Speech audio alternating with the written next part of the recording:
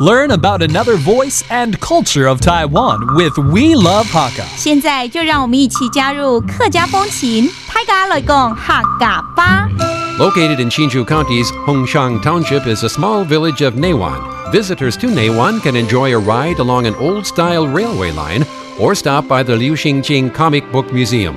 Another great attraction is the wood-crafted Neiwan Theater. At the Neiwan Theater, people can watch old films and enjoy Hakka food and snacks.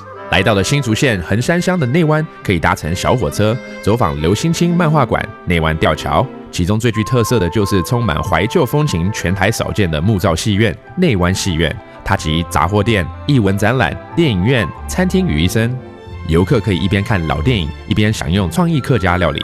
All right, it's time for our segment called Talk About Hakka on ICRT. Hello， 大家好，我係Leo Huang。大家好，我係Joseph Ling, and we just brought you to Hsinchu and a very well-known place known as 内湾。其实内湾我自己本身也去过好多次，那里真的很漂亮。坐小火车坐西火茶後才會比較有味道。哎，對 ，Okay, it's actually a train that you can take into this place called 內灣. It's beautiful, surrounded by mountains, and there's a river that runs by it, and a lot of culture, of course. 然後內灣當然也是很多客家人居住的一個地方嘛。哦，還有去那邊呢，我吃過一個這個 rice dumpling， 有一個這個它其實跟粽子很像，它就是粽子，可是它是野薑花粽，對不對？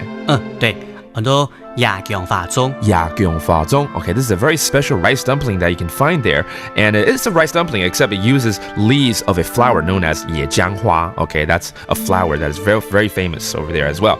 還有什麼呢？其實很多東西啦，像個半條酥西。